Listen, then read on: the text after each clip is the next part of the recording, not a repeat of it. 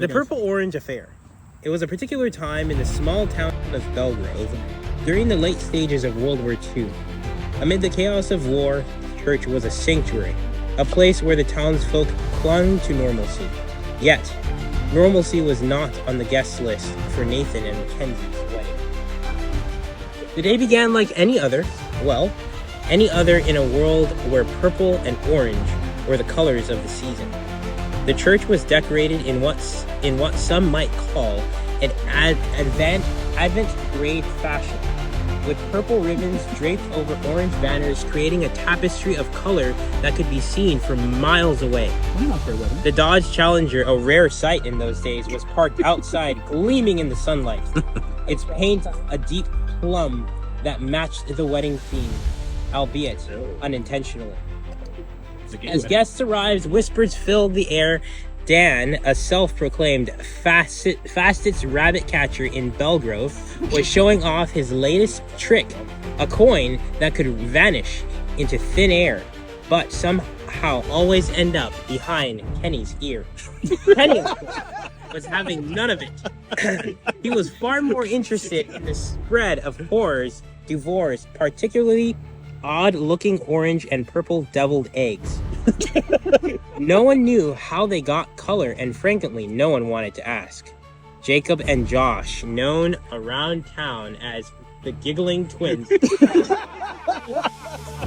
being related, were busy arguing over who could do the better impression of Winston Churchill. It was a real debate, each impression becoming more exaggerated and less Churchillian by the minute. Then the ceremony began.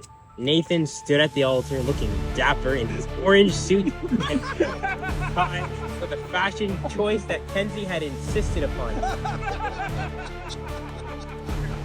gown walked down the aisle clutching a bouquet of orange and purple flowers, her face beaming with joy. The church organist, Mrs. Bumblewisk, was halfway through the wedding march when the doors burst open. Everyone turned to see the shadowy figure standing in the doorway. The light from the outside silhouetted him, making him appear larger than life. It was Belgrove's most notorious character, Mickey the Muffin Man, O'Malley. No one knew why he was called, especially since he didn't bake, nor did he sell muffins. Nevertheless, he was a man of a reputation. Mickey stormed down the aisle, his face redder than an overripe tomato. "The wedding ain't happening," he bellowed, having a round, pain-like flag. "Nathan owes me a new Dodge Challenger. He dented mine, the great old potato sack derby of 42, and I'm not letting him get away with it." Nathan, cool as a cucumber, stepped forward. "Mickey, I told you it wasn't me." That was Dan. Before anyone could react, Dan leaped out of his seat, yelling, "Hey! I resent that! I drive better with a wig on than you do without one."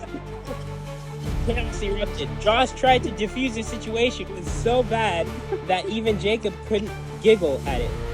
Mrs. Bucklewisk, who had been playing the organ the whole time, switched to a fast-paced ragtime tune as if to underscore the madness unfolding before her. Kenny, having stuffed his face with the mysterious devil eggs, decided this was the perfect moment to show off his wrestling skills. He lunged at Mickey, but in his enthusiasm, he tripped over the train of Kenzie's gown, pulling half the decorations down with him. The whole scene was a blur of orange and purple and mayhem.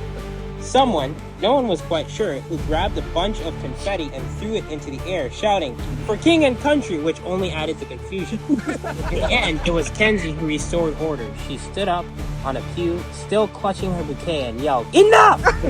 Her voice echoed through the church, bringing the madness to a screeching halt. Mickey suddenly, sheepish, muttered something about needing to check on his muffin inventory. Nathan shrugged and gave Mackenzie a wink. Well, at least it wasn't boring. With that, the ceremony resumed, albeit a few more wrinkles and a lot more confetti than planned.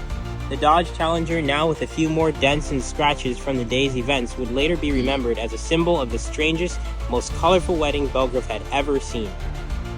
And to this day, when anyone in Belgrove sees the colors purple and orange together, they can't help but chuckle and say, "Remember Nathan and Kenzie's wedding?"